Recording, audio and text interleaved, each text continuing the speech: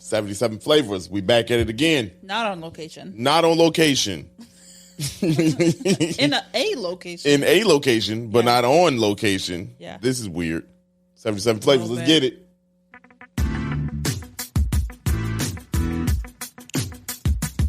This is the podcast where we visit all 77 of Chicago's historic neighborhoods and discuss their heritage and taste the amazing food. And if you know anything about us, we love two things, food and Chicago, so I can't wait to burn this gas money. You ready? Let's get it. This is the 77 Flavors of Chicago, the podcast.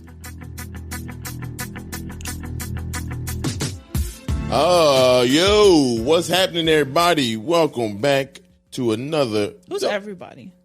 You come on now. Come on now. Oh, like people listening? Yeah. You know who everybody is. Yeah, like we're on the radio. Yeah. What's going on? You mean on our podcast? Oh, yeah. Come on. How you gonna forget the people? Man, appreciate y'all for joining in. Dario. Sarah. And we back again. Welcome to our new flood-in of listeners. You mean new listeners? Yeah. You make that a little easier for yourself. Our new listeners. You said flooded. I think influx works though. Influx? Yeah, influx. No, I don't think so. Yeah, because influx means... All I can think of is flux is like reflex, like heartburn. No. Nope. Okay. All right. Well, I mean, I tried. That's early. Welcome. Welcome. We're so happy you found us. Yeah, right. We had a great week. We did. We did have a good little run right here. Pretty good first week of 2022. 2022. I mean, shout out to Block Club Chicago. Yep. And NBC for featuring us. And that kind of brought some new listeners. So thank you to the new listeners. Yeah. But man, that was really cool. Nice write up by Jake. Thank you, Jake, over at Block Club Chicago for writing about us and if you keep listening, at some point we're going to have someone from Block Club on one of our episodes, so we're very excited. Yes, I can't wait. We were actually on their podcast too. Oh yeah, it's all good. Will come out Thursday. Yeah, timestamp. But Thursday of this. If you're listening on Monday, it'll come out on Thursday. It's not a timestamp. Kind of. They don't know when we're recording. That's true. That's very true. If you're listening on Tuesday, it'll still come out on Thursday. If you're listening on Wednesday, it'll come out on Thursday. If you're listening on Friday, it came out Thursday. Dang. So, okay. All right. Look at ma'am over here. I'm just getting busy. A couple housekeeping things. Housekeeping, all right. I don't know. I like when people say that. Sure. I had a manager that used to say. I hate when managers say shit like that though. Like housekeeping things, and it'd be something like bullshit. It would be things like you took PTO and you didn't add it to the calendar, so now no one knows that you're going to be off that week. Right. Or it would be like you didn't wash your cup from the sink. Tell them to stop lacking. Yeah. Or it'll be like I'm going to be out for 2 weeks on my paid vacation. Y'all figure it out. That was my manager. She would literally take off from, no joke, a week, like a couple days before Christmas, all the way into the new year. She'd be gone for 2 weeks. And no, and mind you, no more than one person out of each team was allowed to be off. So she was the only person that could be off on Christmas. Yeah. We worked Christmas Eve and we were off Christmas Day, obviously. But you couldn't take New Year's Eve. You couldn't take Christmas Eve. None of that. Yeah. She just... Housekeeping. Anyway. Sorry about that. Tangent. Yeah. You feel a way about that. Shout out to Matt over at NBC. Oh, yeah. Yeah. You know, Matt Rodriguez. That was so fun. So we've done TV interviews before, but this was the first one where we were in studio. We were in studio, yeah. That was cool. I feel spoiled. I felt the way. I want to say I'm never doing virtual interviews again, You're right, but I don't want to do that because we're still mid-pandemic. Yeah. I say mid. Yeah, I'm back. Yeah, we are. Yeah. But...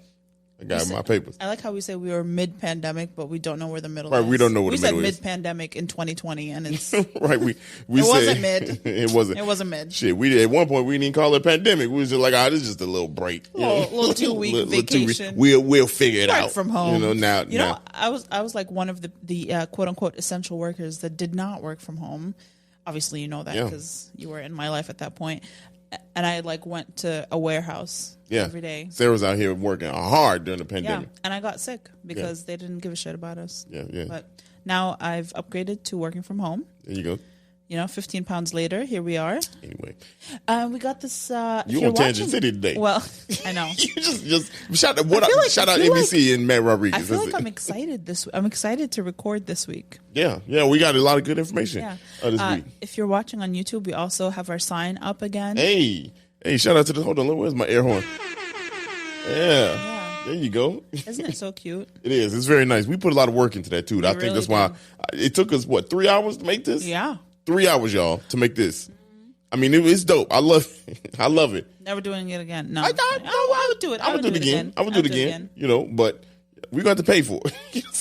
If somebody else wanted one, it's going to be at least $50 an hour. I'm just playing. No, not at least. Shit, they charge like $250. That's why we made our own, because we were like, nah, we ain't paying that price. I was like, these lights are $11 on Amazon. Yeah, and the board was $9 from Home big Depot. Thanks, y'all. Look, I don't know how y'all feel about Amazon, but I'm just saying we got these 3 lights off Amazon. This little board. $10. Yeah. $10 over at Menards. Oh, Menards. Menards, yeah. $10 at Menards. The glue was like $3. $3. Gorilla Glue. Shout out to Gorilla Glue. No hair usage. Batteries. Got some batteries. I said no hair usage. Yeah, look, we got to tell people nowadays.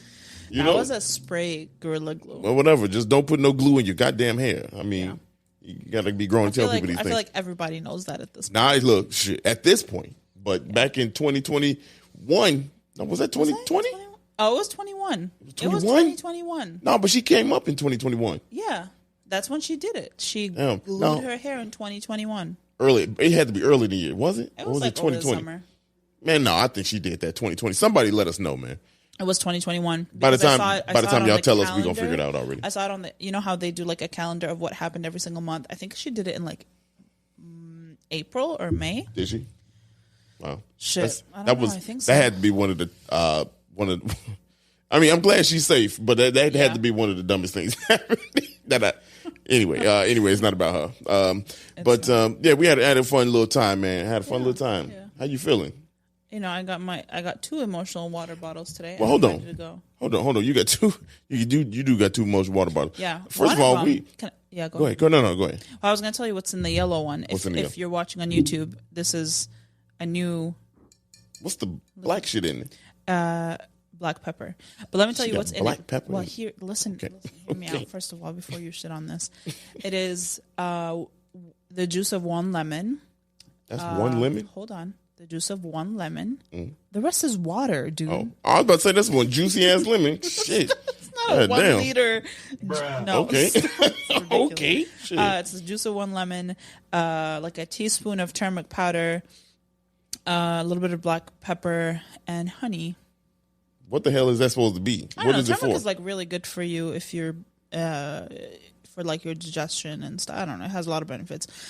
I've been drinking it my whole life. I don't know. It's like a cultural thing. Okay, cool. I know it has a lot of benefits. I don't know if consuming it in this form is beneficial. But you see, like sometimes I make that hot milk, like hot almond milk or oat milk with turmeric in it. It's like a yellow. Yeah. I mean, to be honest with you, I don't see what you make. And y'all, just give you some context. We ain't did grocery shopping. We grocery shop today. I like how you say we grocery shop Sarah today. grocery shop today. Thank you very much. First of all. And, we didn't have nothing in the refrigerator for a little bit, right? We eat out all the time. So we had things. You just didn't see them. Y'all, let me tell you, when I opened the refrigerator, there was not a goddamn thing in that refrigerator. When Sarah opened that refrigerator, she made a whole ass pizza. Yeah. I don't know how she made a pizza out of, like, I swear, if it was like a test and be like, make something out of what you see in here, I'd be like, you know what? Give me my F proudly. Here's why. Because when you open it, you see nothing that's already prepared. Yeah. I open it and I see individual ingredients that I could combine to make something, which is called cooking. Okay. First of all, you're not familiar. Y'all, don't let her play you. She look, the shit that she done made. She made her own cheese, didn't you? Some shit like that. I just made pizza dough because we had right. So the dough wasn't in the refrigerator. You had to make it. Right. I made the dough. I don't know how to do that. And the dough that I made a dough that I split into 2 things. One was like a breakfast item, and which is menaish, and it's za'atar and olive oil on top of this bread, right? So it's literally flour, salt, yeast, water. Okay. I mean, and sugar. That's it. Shout out to the cooks out there because all those ingredients were available. I made a tomato sauce, which was I honestly made a super basic tomato sauce, which was 1 onion, cherry tomatoes, seasoning, olive oil, and garlic. Okay. Super easy. And we had cheese, and then we had some lunch meat that I just threw on the pizza. Right. And I'm up here, my ass eating and talking about, man, these some good pepperonis. Where we get pepperonis from? She said, it's pastrami. I was like, wow. Okay. Because this is a very good substitute. It's just different ways to prepare the meat. But let me tell you, kudos to you, because I would have looked in that refrigerator and starved halfway to death. That's facts. Yeah, because I mean, like, you would have just had a peanut butter and jelly. Sure did. Y'all, I love peanut butter and jelly. Yeah. I love peanut butter and jelly. Eat peanut butter and jelly every single day. Sure could. I had 2 peanut butter and jelly sandwiches yesterday. Yeah. And let me tell you. that even like spread. cartoon No, I didn't. stack of sandwiches. You know, you know how like they look? Yeah, they were kind of stackable. I did. When you put when you had 2 pieces, 2 sandwiches on top of each other, they look. Shout out to all the people that love peanut butter and jelly sandwich. I can eat peanut butter and jelly sandwich all day, every day. Yeah. You know. I believe that. But very specific way. Very specific peanut butter, very specific jelly. Jiffy, all the time. Yep. Jiffy or Skippy. Yep. You know, give me the Skippy first. Right. And then give me the Concord. You know what I'm saying? Give me the Concord. Great. You know what I'm saying? Yeah, give me that. I don't care if it's jelly or jam. Shit, it's spread. That's what she said. I mean, like, long as I get it even on there, let me tell you. Okay, well, you know, next time I just won't make dough from scratch and I let you have peanut butter. Yeah, then talking to me like I should have known. Like, I didn't. I mean, no. I had no clue. I would have. Anyway, enough of that. Y'all just basically know. I think at this point people know I can't make food worth a damn. But it's okay. You did cook one time. I did. You made slapped steak. It slapped, y'all. And you made broccoli and cheese. Mm-hmm. Your boy was on the grill. You made jambalaya one. Made jambalaya. Talk to the people. Let them know. I do this when I want to. So, beginning of the pandemic, Dario and I used to do like in-home date nights, like at home, because obviously we couldn't go out. And we would rotate every weekend. One of us will do like an at-home date night. Mm-hmm. We did stuff like we did a sip and paint at home. Yeah, we had the tapas. Yeah, we had tapas on the roof. We was doing that thing. What else? We did vision boards. We did, and that vision board so y'all. So we made the vision board. We should take a picture of this and show them. Mm-hmm. We made a vision board, and on my vision board, I put good vibes. Yeah. And this was May 2020. May 2020. I put good vibes as the center. They had shit branching out. Yep. A whole year later, not even a year later, I had a show called Good Vibes at Laugh Factory. Yeah. So crazy. Yeah, very very crazy how we manifested that. Yeah, that's a little rundown on us. You ready to get busy with this? Yeah, I'm actually. Yeah, we got something to talk about this one. Yeah. Yeah, we got something to talk about it. You ready about it? I'm ready. Y'all, the people listening, let's get ready. Let's get in tune. Get your emotional support water bottle. Yeah, here we go. Emotional support water bottle. I still don't believe it too. I believe it. It is real. It is real. It is. It is real. I mean, it's just I never heard it in those terms. For those of you that don't know, we are doing the. None of them know. Yeah, I mean, well, it's in the title, so they should know. Oh, that's right. They should know. Right. Yeah. I don't know why I said that. Now that I think about it, no. Both of us. No, I was talking about the listeners. But damn, stop it. Also me. also us for not knowing. Anyway, West Garfield Park, community area number 26. Mm-hmm. And let me just preface this for y'all, man. Let me just tell you this one. We love Chicago dearly, truly. We typically have a lot of fun with telling the history and telling the story.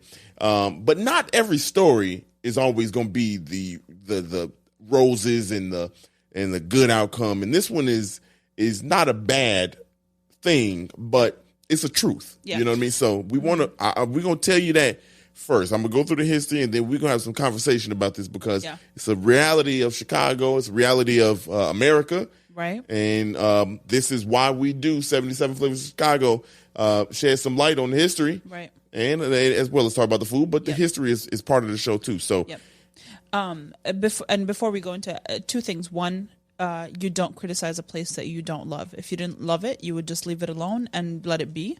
So to criticize a community or to criticize a government or to criticize a country, that means you love it and you care enough about it.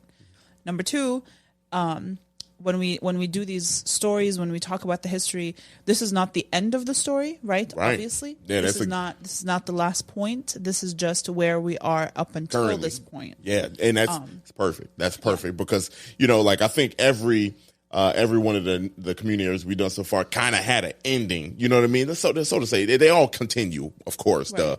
But like they had and that's where we are right now, and that's the ending. This one is open. You know what I mean? Open for discussion. So here we go. Prior to 1873, it was farmlands, like everything here in Chicago. And also, I did not go over the boundaries because the boundaries literally is a paragraph long. Really? Yes, it is. It's a lot of boundaries. It's a weird shape. Yeah. Community area. Yeah, very weird shape. But prior to 1873, it was farmlands, and this was an area that was kind of like a through pass. A lot of people that were on trails and things like that kind of went through this, and they to move further west and go in that direction. So this wasn't like a settlement place. It wasn't until West Chicago Park Commission,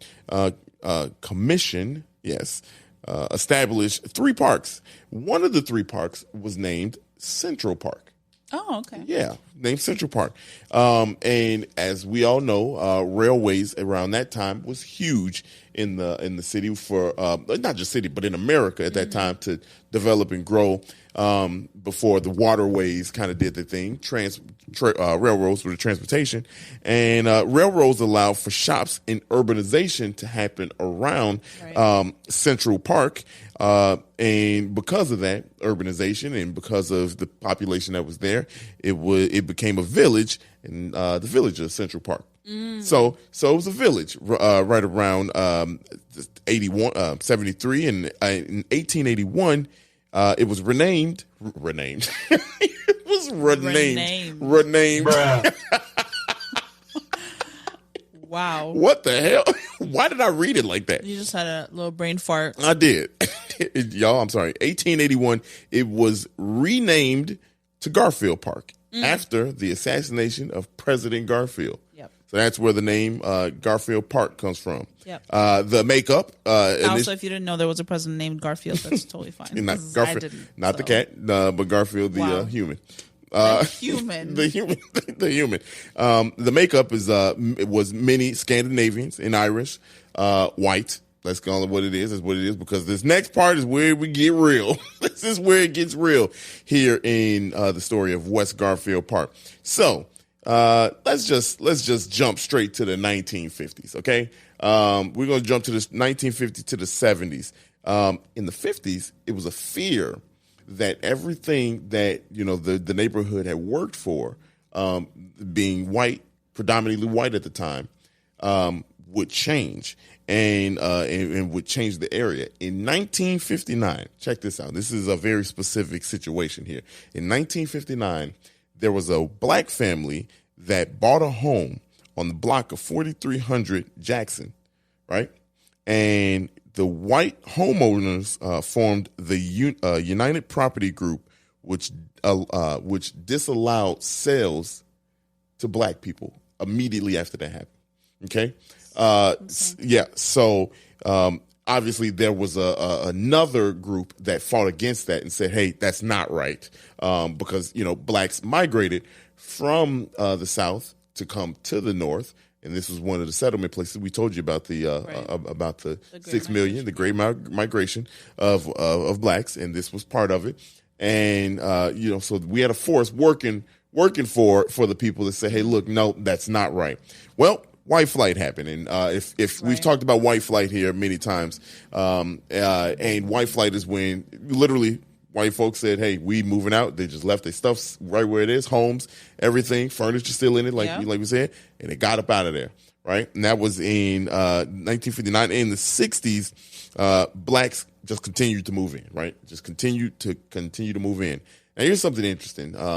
This was also, if we remember the story we told about Gage Park, about how it became integrated in '72 and all the riots through Marquette Park that flowed over to the Chicago Lawn area. Martin Luther King lived in North Lawndale. We'll expound on that again. This is going to be a little this is going to be a little throwback for y'all when we get to North Lawndale at some point, because I'm telling an answer already. But yes, Martin Luther King did in fact live in North Lawndale, and when he lived in North Lawndale, he was here to kind of talk about the housing situation. How blacks couldn't afford they didn't want blacks to live. I just want you to, could you just remind people that are listening, what year was this? This is in the 60s and the 70s. 60s and the 70s. Yeah, so not long ago. Some of you might have been alive. Yeah, right.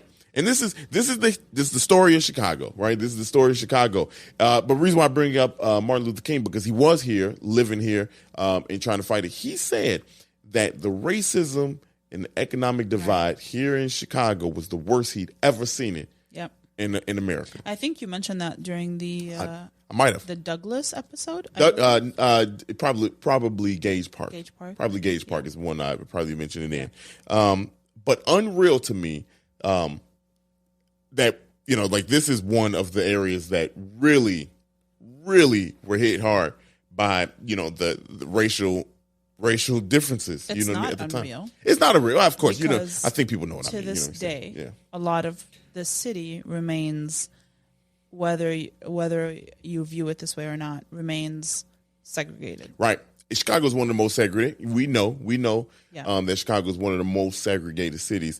But this was one that's is very tough because, as we know, this story isn't open-ended because right now, this West Garfield Park is still in such a tough position, societally and economically, and it hasn't really recovered. Right? It really hasn't recovered. Not that it hasn't recovered; it just there's no attention brought to it, which leads us to something that we watched in preparation for this episode. There's a documentary.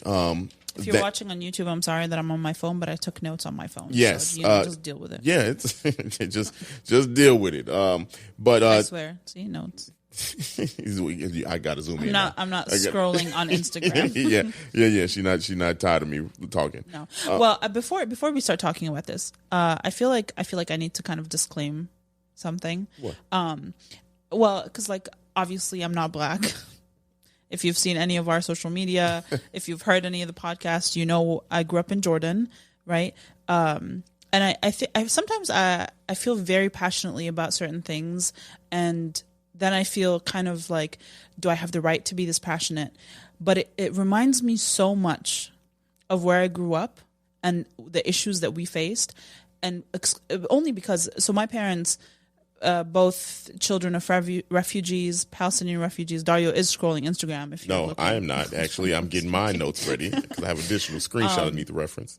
But my parents are children of refugees, or my dad was a refugee. My dad's family continues to live in refugee camps, right?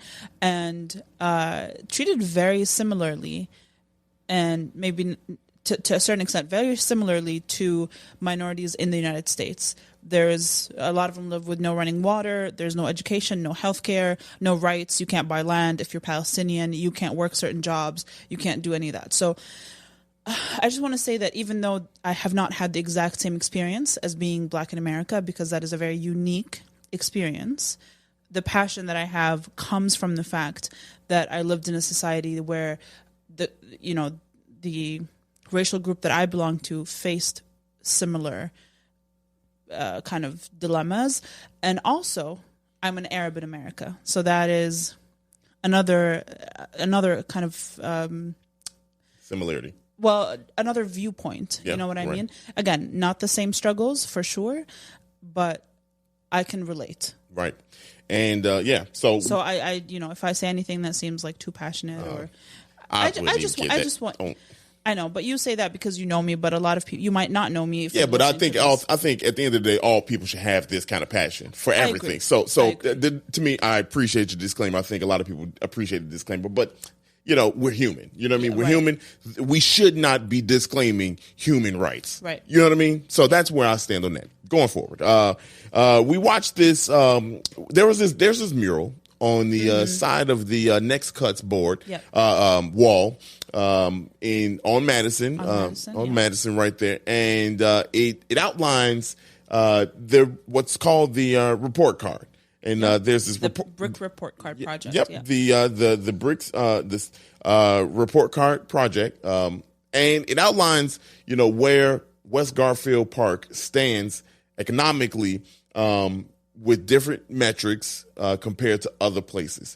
And I just want to read off a couple things. Do you want to read it? Oh no, go ahead. Yeah, so I'll read off a couple things. So life expectancy in West Garfield Park is 69 years compared to near North Side at 82 years.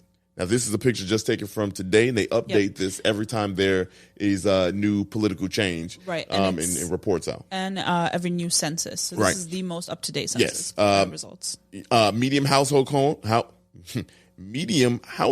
income, $25,000 compared to Winnetka, $221,000. High school graduation rate, 72%. Oak Park, 96%. Households in poverty, 42%. Naperville, 4%. Median home value, $165,000. Lincoln Park, $600,000 roughly. And those are the numbers that are on that board. I'll have this picture up there that you can look at. And if that don't shake you, I mean, just looking at as soon as we got out, going to Jerk 48, which is adjacent, to the building in that same building, I just stopped immediately, went back, got my camera, and was like, "This is out of control." Yep. And we saw a documentary, and like I said, in preparation for this, that really, really outlines the same thought process. A lot of people, they look at this mural and they just stand there. Yeah. Well, the documentary is surrounding the creation of this mural. And the documentary is called We Witness. Yes. We'll have the link for it in the description of this episode and then on our Instagram page that you can check it out. It's like 54 minutes. Definitely worth a watch. Definitely worth it. If you have no idea, if you've never been to West Garfield and you don't know what's going on or how you can help or what you can do, or if you want more information, definitely a great documentary to watch. Right. What's some takeaways that you got from the documentary? God. I think even before we watched the documentary, and this was again mentioned in it, it's really hard to feel despair. It's really easy to feel despair when you're in a neighborhood like West Garfield, because it feels like there is no solution, right? But that is not true. I think the most important thing is to feel hopeful, because there are solutions. We know what those solutions are. We just need to hire the people, and by hire I mean vote for the people that are going to use those solutions, that are going to utilize their knowledge and their connections and their funding to make those solutions happen. And we can talk more about what we think those solutions are and what the documentary or research has stated. But I think what it boils down to is education, meeting basic human needs, creating jobs, right, and for the city to actually give a shit about pretty much community area like West Garfield. Yeah, and I think the We Witness is done by Rochereau Beck. I hope that I'm pronouncing that right. But I think when I look at this documentary and when I think about the information that I learned in the research I did, you immediately think that, man, that's sad. You know what I'm saying? You think it's sad. Yeah. But after watching the documentary, I don't feel sad. Right. I feel activated. I feel like I feel like I want to get activated because, and this is directly from the documentary, hope is a huge thing. Yep. People have a lot of hope and they have a lot of faith. In that community, the people are not down on themselves at all. You know what I mean? So this ain't no feel bad for us type of thing. This is a documentary. This is a community that is literally like, how do we now? Yeah. We got hope to survive. They can survive anything. Right. You know what I mean? And they have a very strong foundation in in their faith in God, with churches and community. Yeah. And that really just made me feel so good, because I know a lot of people will have never gone to this west side or the south side and experience this. And the beautiful thing that we can do, I'm from the south side of Chicago. I've been on the west side, so I know.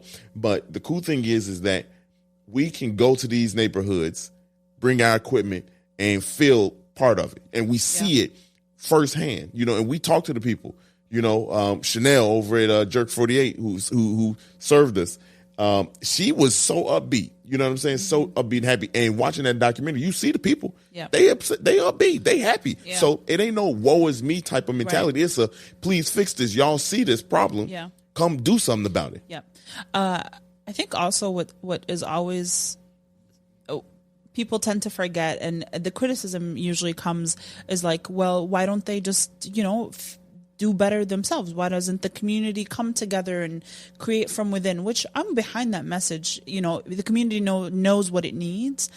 But if you are constantly worried about feeding your children, paying your rent, making sure your heat and your water is still running, making sure you can make your car payments even if you can afford a car, you do not afford the luxury of sitting there and thinking about community organization. Yeah. You know what I mean? And that is like the one thing that it kind of like makes me a little bit angry when people are saying, well, they can invest from within their community. Their church can invest, which I agree. But it's hard to move when you're already 3 steps behind. You're more than 3 steps way behind. more. You know what I mean? It's hard to do. Yeah. I mean, one of the coolest things in the documentary is there's a lot of ideas, but there's a lot of transparency around. We just ain't got the money to do it. You know what I mean? Ro, the guy that was in the barbershop, and I don't want to spoil too much of it for you, but Ro, he's a barber at the barbershop. Not Ro, there's another guy. But he said, hey, look, there's a bunch of lots that are open. People love getting their hair done, salons and barbershops. But there's a lot of vacant spots. Why don't we he said, there's spots big enough that you can put a barber school, salon school, cosmetology school there, provide people opportunity to do something that they do love. Yeah. You know what I'm saying? So it's available. Right. They know what to be done, but it's not their fault. You know what I mean? Like, is what we've been taught, and part of it is vote, like you said. Yeah. A lot of people need to be educated on why they need to vote, right, who they need to vote for, and who they need to vote against. Right. You know what I'm saying? So all that stems from lack of knowledge. We already know how it is with black people when it comes to voting. You know what I'm saying? It's just not something that we do. And it's not something that we do. It's more of like we're not taught to do. You don't have the time to think about that. If you have to take a day off work to go vote, time is money. You're not going to take the day off work to go vote, because that means you're not getting paid that day. I got to survive. Yeah. You know what I mean? Like, I work for a company that allows me I have the luxury to be like, I'm going voting. I'll come in at like 12. Mm-hmm. And my manager would be like, all right, that's fine. Yeah. Because I'm a salaried employee. Most people in these communities are hourly employee, not even making minimum wage. And for you to ask them, well, you need to go out and vote. Right. But one, they need to understand the importance of voting. And two, their elected officials need to do the task of getting them to the voting booth, right? If you are a person that was campaigning, you won, and do not pass these laws that restrict people from voting. I feel like I'm not being as articulate as I want to be. I think people get the picture. Yeah, like how many? I don't even. The documentary mentions how many laws have been passed that have stopped people from getting from January to voting. From January last year, 2021, to July of 2021, there was several different laws passed that hindered it was like 18 people's voting. States. Yeah, it's passed ridiculous. 30 laws to stop people from voting. Yeah. Another made glaring bit of information. This documentary is so dope because it just puts the information right in your face. There's nothing, if this is hard to listen to, hey man, it's just reality. You know what I mean? But another thing that stuck out to me amongst the many, $4 billion were taken from blacks that could have been invested in housing. Yep. You know what I mean? Like just housing. Yeah.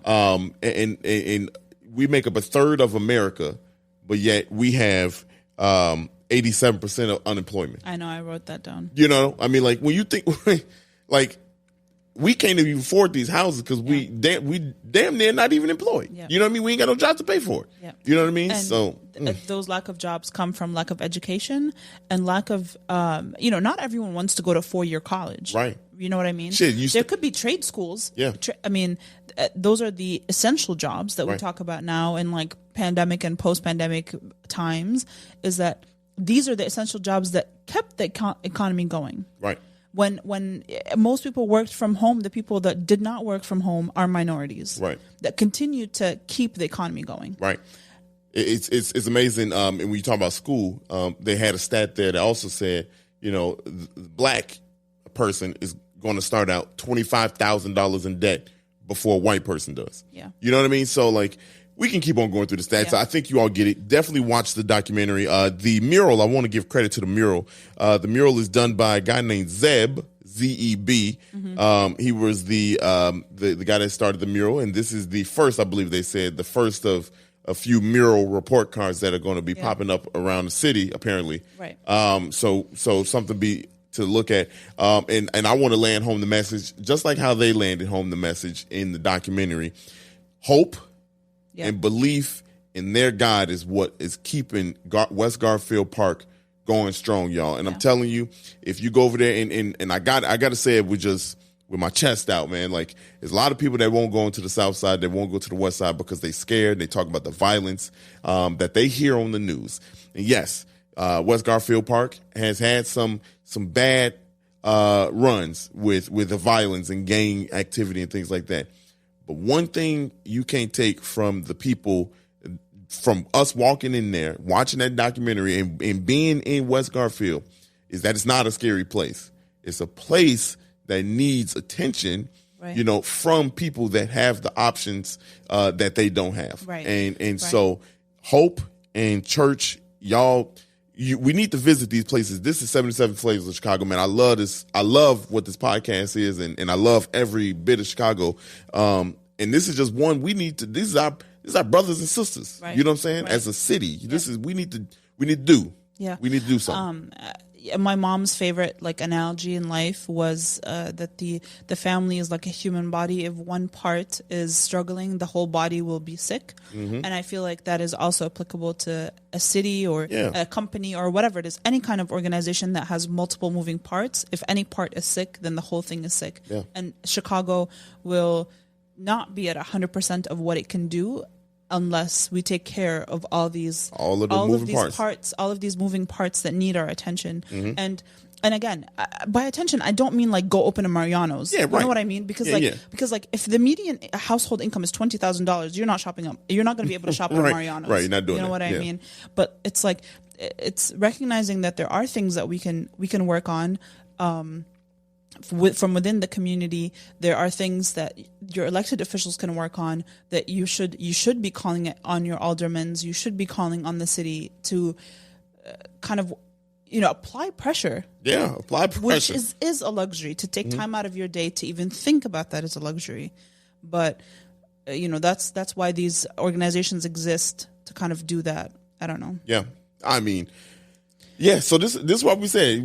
This one is kind of like an open book because this story is not done. And I'm telling you, Chicago is the greatest city in the world. And a story like this could be the greatest story in the world. We figure this thing out and get not just West Garfield Park, but all parts of the West Side and the South Side, and get these things taken care of, these issues, these big issues addressed the right way. And Chicago. That when the fire happened. For some reason, I knew you were going to say I know. From October, I was going to say, from October 8th to the 10th, in 1871, the first thing that Chicago Tribune said was, Chicago shall rise again. And if there's any bit of encouragement there, I know we can figure this thing out. It's not just West Garfield Park. I know we only at this episode 32, so we got a whole bunch more. We almost halfway, but We got more communities that we probably gonna discover similar stories, and we've already discovered similar stories. This one is probably the most at this point. Dramatic one, I would say, that we've done. But shout out to citybricksproject.com, the report card project. Rosho Beck, I hope I'm getting the name right. Zeb for making the mural. Everybody involved with that documentary. And I'm telling you. If you're looking for a way that you can make this better, or you can help, or just spreading awareness. Watch this documentary. Send this documentary to other people. It ain't for the faint of heart, y'all. It's not. That documentary gonna make you feel away. It's not disparaging. You know what I mean? It's not. You don't feel despair at the end of it. You feel hope, and that is the point. That's the point of it. You need to feel hope. You need to know that there are solutions. It's just for the people to implement the solutions, and by people, I usually mean the government and your elected officials. But. Yeah. To the people of West Garfield Park, we stand with you. We're gonna figure this thing out as a city. What we did figure out, transition. What we did figure out, we figured out some food. Oh yeah, we figured out some food. South and West Side always got some dope. So like, food. if you do go to that mural, if you would like to check it out on Madison Street, right around, literally 2 doors down is where we had food, and we'll just take a quick break, and then we gonna let you know about the food.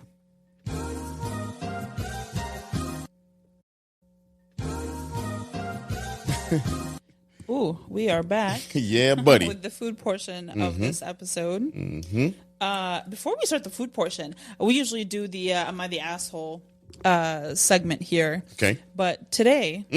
Y'all, I'm ready for this one. I'm not. I am. Not, because I am devastated. And I feel like I'm going to devastate a lot of people. Yeah. Well, let them know. I hope we going to... Raquel. Listen. Raquel, this one's for you. First of all. We missed that January 1st deadline, Raquel. I ain't forget. I don't know. Okay, so I've spent a lot less time on TikTok in the last couple of weeks, but I just scroll, every once in a while, maybe while I'm making my coffee in the morning. And I found this video that is so upsetting. Truly, I feel betrayed. I feel like it was personal, too. I feel like she knew who I was and sent it to me. The algorithm just knew. He's spreading his propaganda the wrong way. That's what. Y'all, she said mermaids could not possibly be real. That's one big W. But here's the thing. I don't know how accurate she is. Look, she's a marine biologist. She is a marine biologist, which I guess she's like literally her job. Yeah. She says, and I'm paraphrasing here. Maybe we'll upload the TikTok. I don't know. She says that we have explored enough of the oceans to know that mermaids could not exist. Hold on. Stop it. I'm not doing this if you keep on this bullshit. Okay? What? I'm gonna need you to bring that smile all the way down. Come on, y'all. Look, don't let her do this to me. You like beaming right now. I need you to be at like dim lighting. Nope. Okay. Let's go. I'm grown. I'm gonna accept that I could possibly not be right all the time, which is blows my mind. That's it. If I'm being honest, because it's really I'm hardly ever wrong, but. What is going on here, y'all? Okay. She also says that if mermaids were real, we would have found any body washed up to the shore. Exactly what I've been saying. First of all, you're not a marine biologist. I don't trust your word. I'm just a real dude.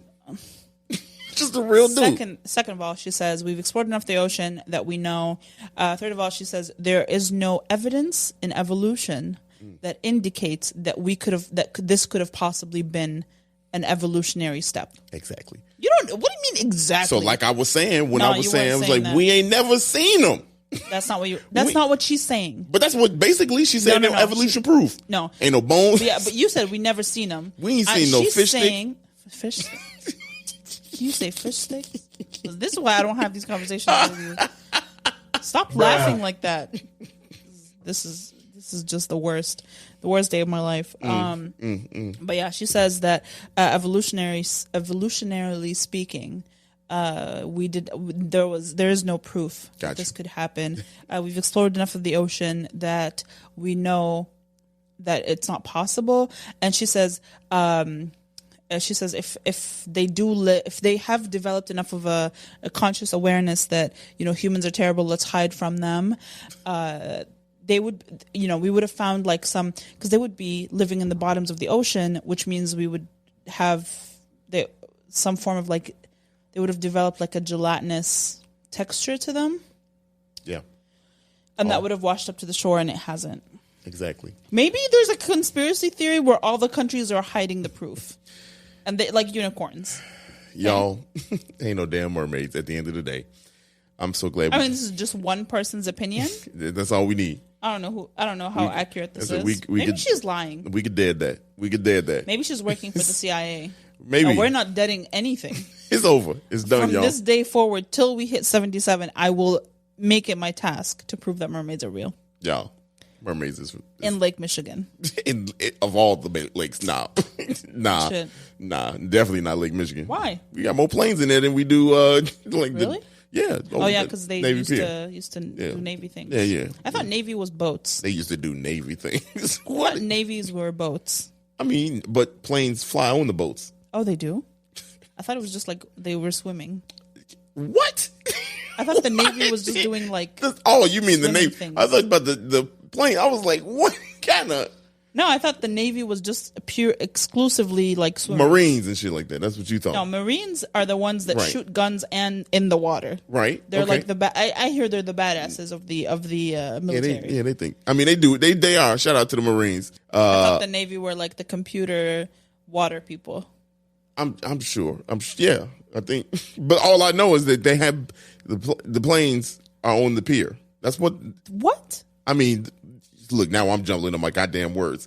The planes be on the boats.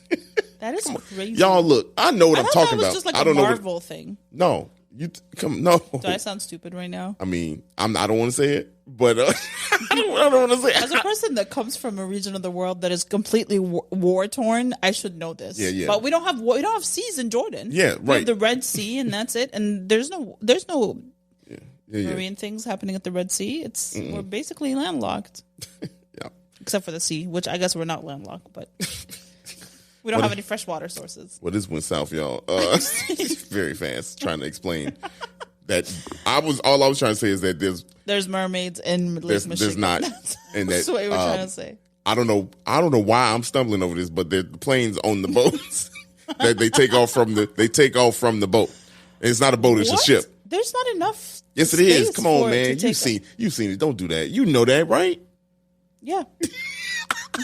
Of course. She said, let's end this shit. Yeah, everybody knows it. It's common knowledge. Okay. Anyway, moving on. The food. Yeah, so. Jerk 48. Jerk 48. There it is. So we first went to Jerk 48 when we did a little video for our friends at the Chicago Architecture Center for their app, their Open House Chicago app in October.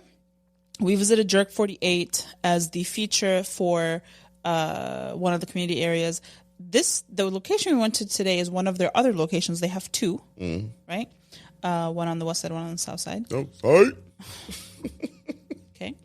And I think we pretty much ordered the exact same thing we ordered when we Except we didn't get the nachos. Instead of the nachos, we got the fries. We got the fries. Which is really the same. Yeah. They're really the same. Toppings. Y'all, if yeah, go ahead. No, I was going to say, if y'all like jerk food, this is real jerk food. Real, yeah. Well, we don't know if it. Do you know? Have you? No, I've never had when I was down in the Bahamas in that area. I didn't have jerk food. Yeah, I wonder what like.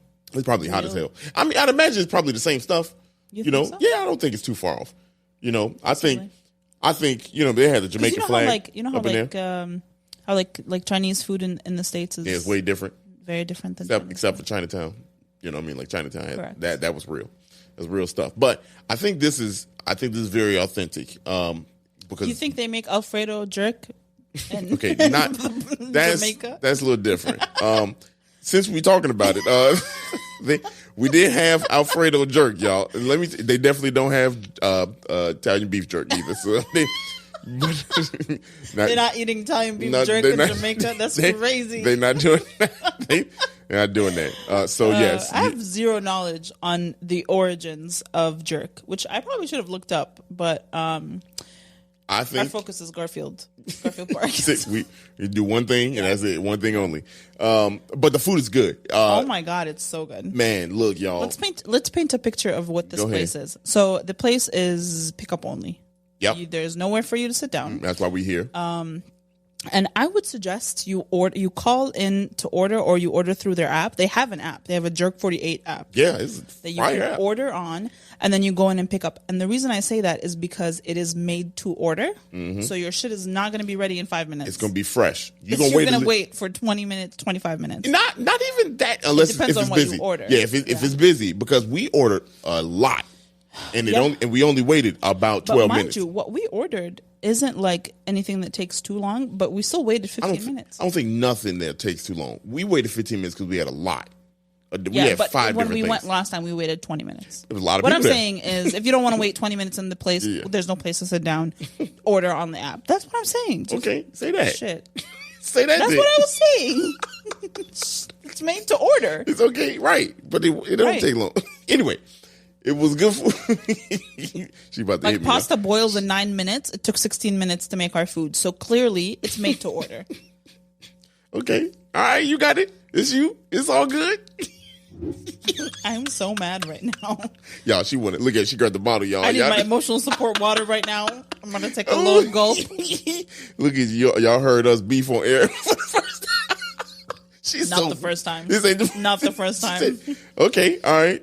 Anyway, the food was good though. The food was good. They did have the jerk Alfredo, which and the jerk chicken, fire. The jerk French the menu fries has jerk everything. Literally, there's like you could think. I don't know, jerk lobster, they got it. They do, right? They really do. Jerk shrimp, they got it. They got it. Jerk surf and turf, they got it. Yeah, right. It's on there, and it's all really good. You know what I mean? Like very affordable. Very affordable. I mean, I think we had was $45. Yeah, $44, and we had a lot of food. Let me you know what I mean? Pull up what we ordered. Smacked it all almost in a day. You smacked it all in a day. I did. I could. Those fries had me locked. They have macaroni and cheese that is fantastic, y'all. Mm-hmm. I mean, like it is the cheese. First of all, macaroni and cheese is always my go-to on the menu. $6.99 is the mac and cheese. Nothing. That's nothing because you get a whole meal out of that. Yeah. Like if you get the macaroni and cheese, you get the jerk chicken in there. Right. Boom, you full. You really that's a meal by itself. Mm-hmm. The jerk Alfredo, that's actually a family. That's $8.99. And it's ginormous. That's $8.99. Y'all see the picture.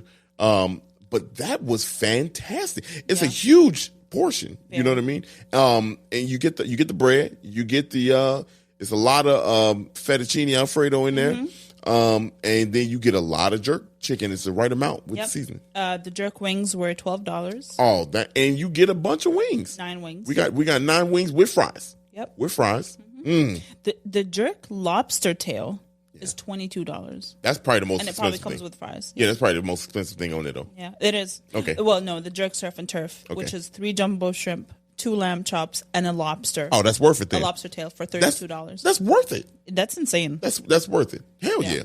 What else do we have? We had the jerk fries. The jerk fries. Jerk fries is fantastic. Now, here's the thing about the jerk fries. It's not just cheese and jerk chicken. On top of fries, you get tomatoes all on there. All the toppings. Think nachos. Toppings. Yeah, think you nacho got sour cream, cheese, jerk, chicken, lettuce, tomato, all that. Yeah, and it's so like you know how we fully believe and we know for a fact Chicago loves jerk. And let me tell you, this does not disappoint at all. But you know what's not? It's not too jerky. Where you need water. You don't need to drink, something with it. But I didn't find myself going crazy over sometimes you can be a little heavy handed, but jerk and 48. They give you extra jerk sauce on the side. Yes. And in case it's not enough for you, you can like drizzle on there. Yeah, you get what? Drizzle. Okay. All right. What do you think I said? Man, look. Anyway. What do you think I said? Hey, look. Say it. No. Say it. Nope. Say it. People got to rewind and listen to it. But you get I don't know what I was talking about. You said drizzle, and this shit just threw me. What did you think I said? Jizzle. Anyway, I said this is not a. It's a family podcast. It's a family. No, it's not. You tell your family about the podcast. Yeah. But yeah, it was. It's all of it was really good. I mean, relatively timely, and you get options, different type of jerk options. And I want all of the jerk options. All of the And listen, usually I'm very overwhelmed by a large menu, honestly. But because everything is jerk, so like it's, you know what I mean? It's in your mind. Like it's the jerk chicken is already made. They're just adding it to different things. Right. I'm okay. Right. You know what I mean? I'm not as overwhelmed as I would be. Yeah. Because I know what I like, and I can see, you know, where I can. Yeah. Shout out to Chanel, who we mentioned her early in the first half. But shout out to Chanel. I hope you are listening. So nice. Yeah, she was. I hope you're listening to Chanel. She was very nice. Was very interested in the podcast.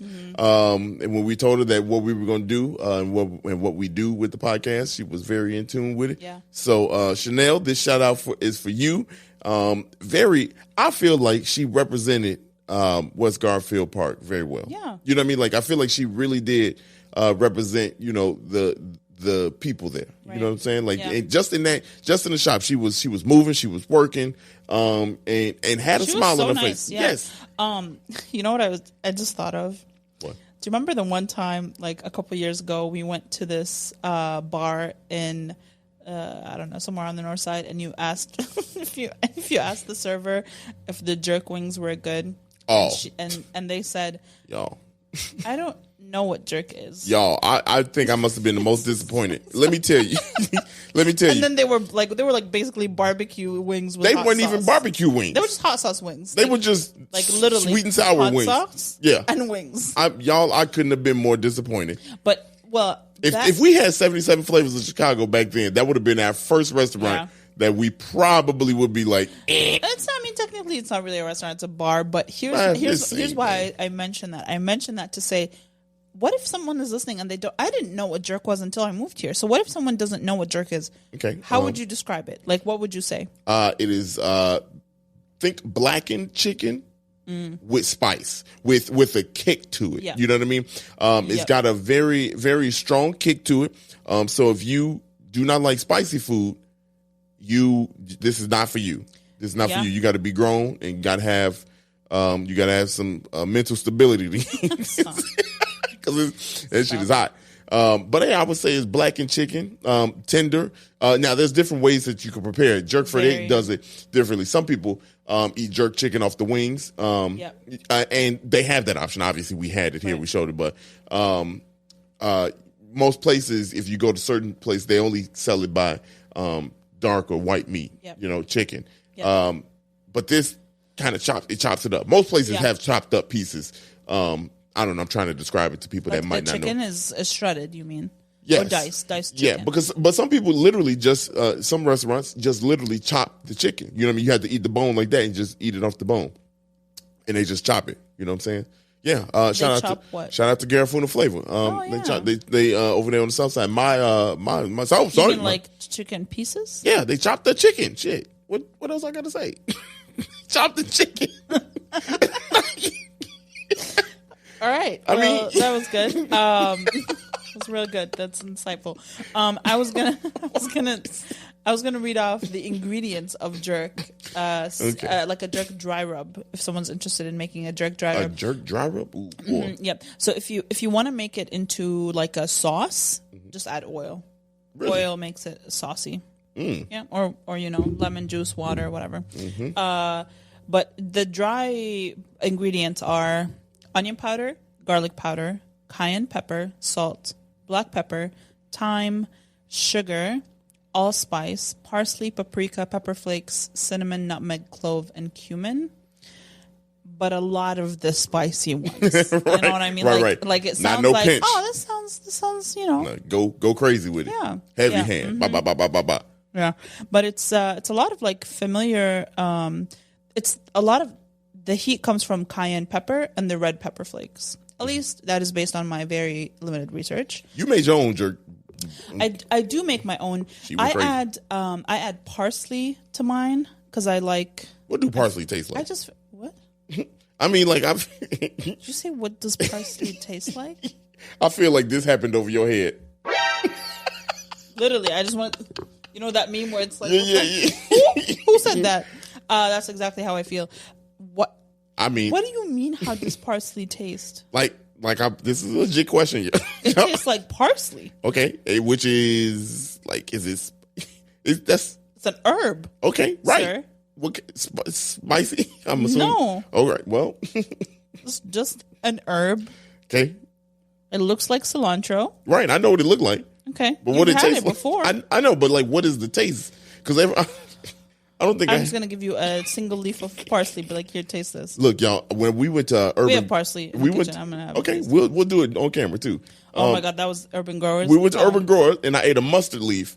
A spicy mustard leaf. A spicy mustard leaf. Off the ground. Just straight from the ground, y'all. Look, I don't eat mushrooms, but I'm going to eat that off the ground. Anyway, I did it. Shout out to Urban Growers Collective in South Shore. And it was good. It was spicy. It was spicy, yeah. So that's what I mean. Like, what do it taste like? Maybe I got to taste it. You know what? That wasn't that stupid of a question. Right. You know what I'm saying? But it is stupid because you've had parsley before. Wow, you trying to play me. I'm just saying, you've had parsley all the time. Not individually. It's always been on something. I ain't been like. But you can't distinguish that is parsley that you just ate. Look, I spent the first half of this episode towards the end talking about how much I love peanut butter and jelly sandwiches and how I can eat them. And you up here give me shit because you think that I could taste what an individual piece of parsley is. That is okay. You know what? That's my fault. I bet you there's a lot of people that don't know what parsley tastes like. I bet you that's not true. I bet you it is. Not people that eat it all the time. Okay. All right. Regular folk like me. What does an individual piece of parsley taste like? Can anybody describe it? Saying piece of parsley like it's. You know what it looks like, right? Yes, it's a green leaf ish, right? I can't do this anymore. No, look, y'all, don't do this to me, y'all. Don't do this. Don't do this to me, because am I tripping? A little bit. What? Am I I'm being serious? I'm just kind of surprised. I don't look. Is it that I don't know what a parsley look like or taste like? A little bit of both, and the fact that you have it, you know what I mean. It's not like something you've never tasted, right? I know I've had it, but hey, look. If somebody said, "Gun to your head, tell me what parsley tastes like," I'd be like, "Oh shit." Describe it. I'd be like, ooh. I mean, I don't know how to describe it either, and I've had it. But what does it do? It taste minty? No, it tastes parsley. We just spent I don't know. We just spent the last 5 minutes. Okay. Anybody describe parsley? Okay. Well, yeah. How do we even get on parsley? We talking about jerk 48. You said you made your own jerk sauce. I said yes. Right. I added parsley, and then I was going to say cilantro, lemon, and oil to mine to make it like a paste. And I added other kinds of chili. I added some like Mexican chilies to it, which I guess because you can customize it to whatever you want. You know what I mean? It's just like the main flavors. Make that shit hot, and You said parsley. That just. I said parsley, not parsley. You said parsley. It don't taste. Oh yeah, it tastes parsley. You said minty. No, parsley. Anyway, this is fun. So Jerk 48. Jerk 48. Sorry, Chanel. We gave you roses, and then all of a sudden, we buried ourselves in our own. Yeah, I mean, it was Jerk 48. If you can go to the south and or west side, please stop over there. I mean, because it's some of the best jerk chicken in the city. Like it really is. They literally consistent. You know what I'm saying? Like, and I'm gonna be. I don't know if I'm allowed to do this, but there's also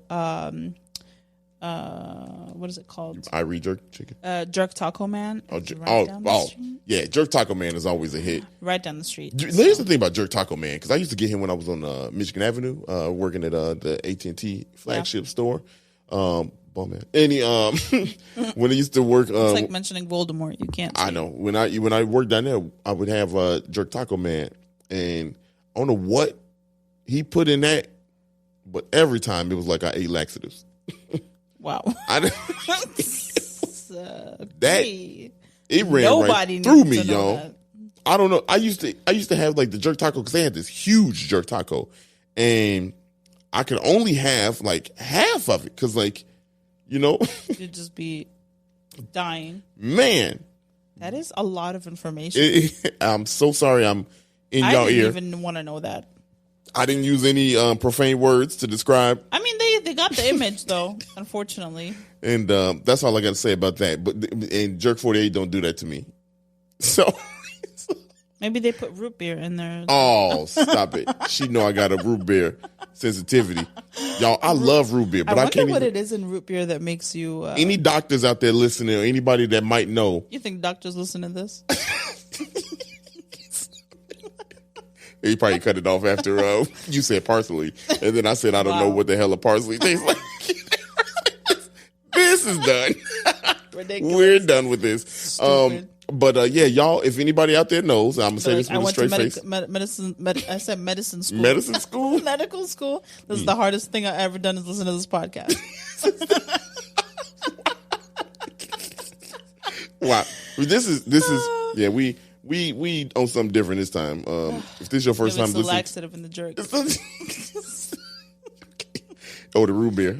Y'all, anyway, anybody out there can diagnose any doctors. Me? Any doctors? Anybody that knows. Pharmacists. You know, marine biologists. I want to know why I can't drink root beer. And I love it. I don't care. I love it. You should just drink it. I can't eat cheese and I still eat cheese. Yeah. I just be struggling, but I do it. Wow, y'all. Okay, I think we done here. Yeah, we done here. I feel like you guys know us way too much now. Way too much. You know the mechanisms of our inside. Yeah. You're welcome. We're so happy we got to share this with you. Thanks again to NBC, Blood Club Chicago. Catch us on the Blood Club podcast. Ow. I almost hit my head on the mic. Wow. Okay, all right. This is over. This really went off the handle. All right, you know what? Y'all be blessed. If you like this episode, send it to someone you like. If you didn't like this episode, just tell us what we can do to make you like it next time. Stop talking about shit. Is it Dario? Oh, yeah. Is it Dario's questions that are just irritating? Is that just what? Me? I was irritating. No, baby. You were just the sweetest. Okay, all right. For Dario. Thank you so much for listening. He's Dario. I'm Sarah. We'll see you next Monday. We out. Ridiculous.